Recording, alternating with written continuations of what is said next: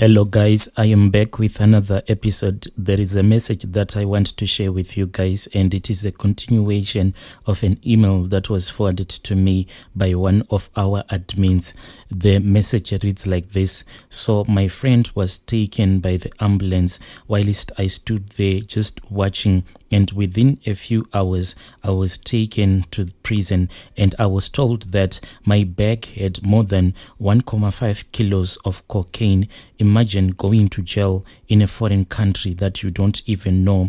Now that I was caught, I tried calling the Australian number for the guy who was supposed to come and meet me up. I told him my problem, then he just dropped the call. The next time that I tried calling again, his number was never to be answered again. Same for my Joburg guy, the one that I had left behind in South Africa. When he heard that we had been arrested, he switched off his phone. I was on my own in a country that I could not even hear them because of their accent. I was given about 10 years in prison and I had to serve my sentence. Life was really difficult because even my family, they tried all their best to help me and to send some of their friends who were already here in Australia to come and visit, but they only came a few times. I was 25 at that time, only to be released 10 years later. I was now 35. I got out of prison and everything had changed. Cell phone technology, everything was new to me by the time that I got released. After I got released, that is when I was deported back to South Africa, and my family, they came to welcome me at the airport, but I saw that there was a little bit of humiliation on their faces. I had never cried like that in my life as I set my eyes on my mom, who was now old, and my son at that time, he was now 10 years old. What had I gotten myself into? To the young girls out there, you need to be really careful because being a drug mule, it is not easy. As for that lady whom I had traveled with to Australia, was a professional when it came to swallowing those small balls wrapped in foil, and she had done it very well. Due to the delays at the airport, we had spent more than 24 hours before arriving in Australia, and due to the digestion process, it looks like the drugs were absorbed by her body, and things began to take a wrong turn altogether because we had stopped in Ethiopia and the stop was more than 8 hours, and that caused the delay.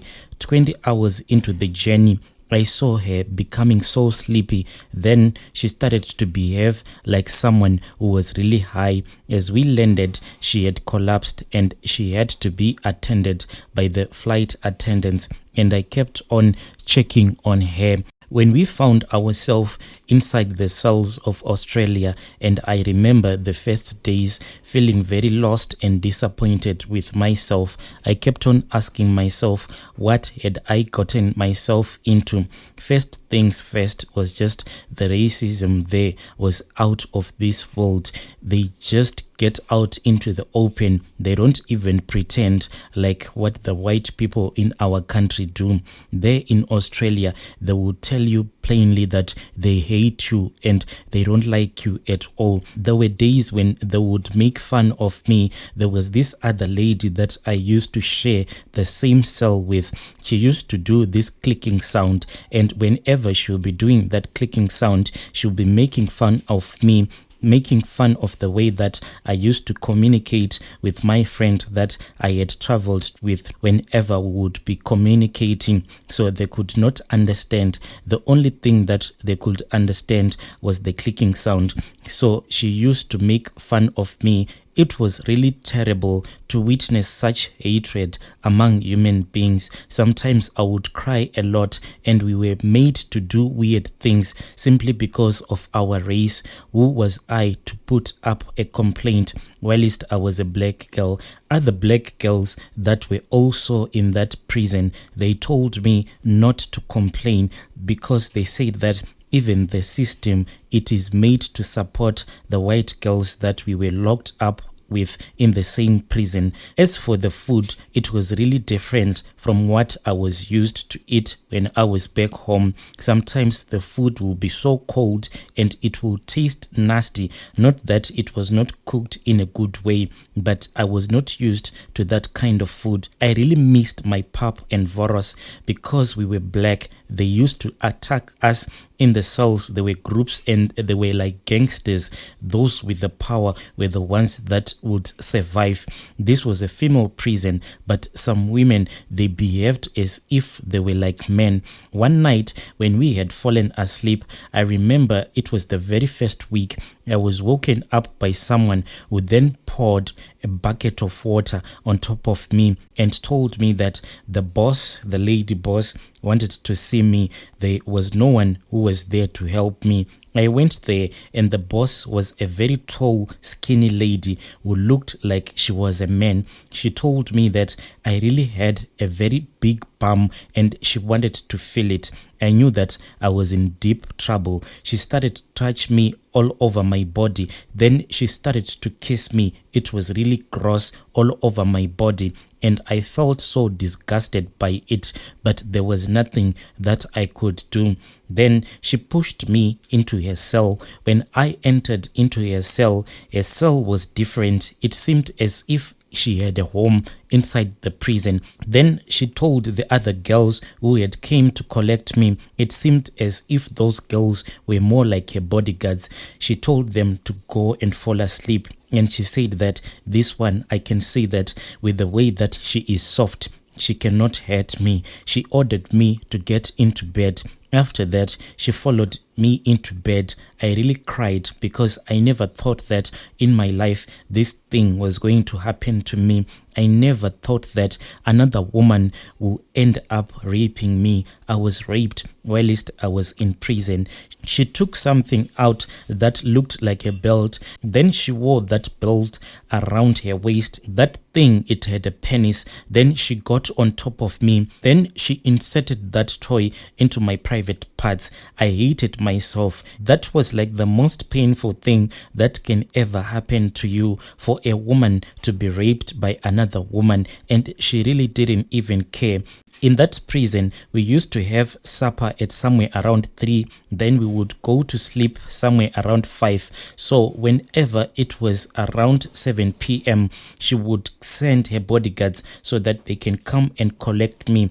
And I would know that from the time that she would send her bodyguards to come and collect me, the abuse would start somewhere around 7:30 until it will be 9 p.m. Then she would send me back to my cell. And whenever she would be abusing me, she will tell me that I had to moan and scream. And I would know that in the other cells, there were other women that would be listening to me. It was really gross, but I had no one to defend me. Then in the morning, some people would actually look at me and they would laugh. In that prison, we were mixed with women who did all kind of the worst crimes.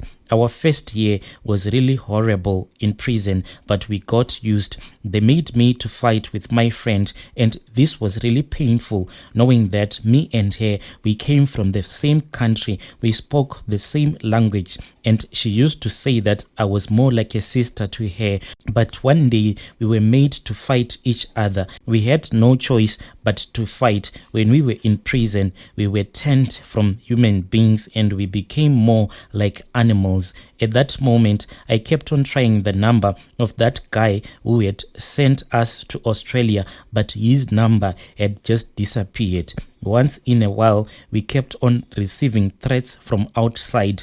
Someone will just come to pay you a visit. Most of the guys that would come to give us death threats, most of them, they were white guys, and whenever they would come, they would speak with you sometimes in Spanish. And when you would ask them what they meant, they would just then translate whatever they will be telling you in Spanish. Then they will say that if you try to speak with anyone, you will go back to Africa in a coffin. At first, I thought that all of those things, they only happen in movies. When I wanted to appeal, because I just wanted to go back home, I wanted to serve the rest of my sentence back in my country in South Africa, And when I was in the process of doing it, that is when there came another woman that I didn't even know. She just came as if she wanted to visit me. As I was speaking with her, she then told me that she had received a parcel from South Africa. Then I collected that parcel.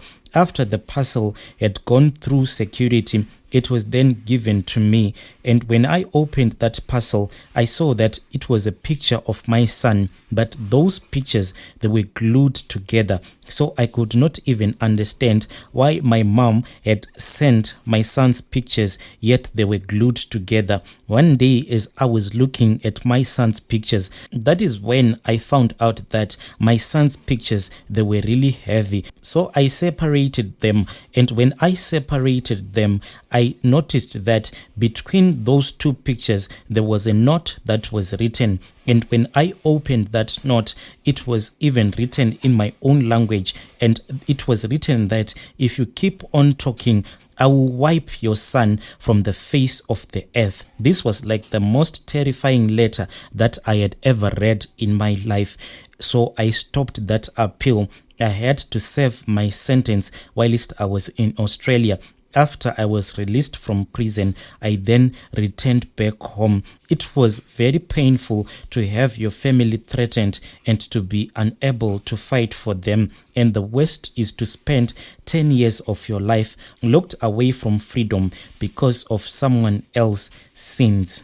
Dear listeners, right there was a message that was forwarded to me by one of our admins. If you have any story that you want to share with us, please do not hesitate to contact us via our email address. I'll be back with another episode.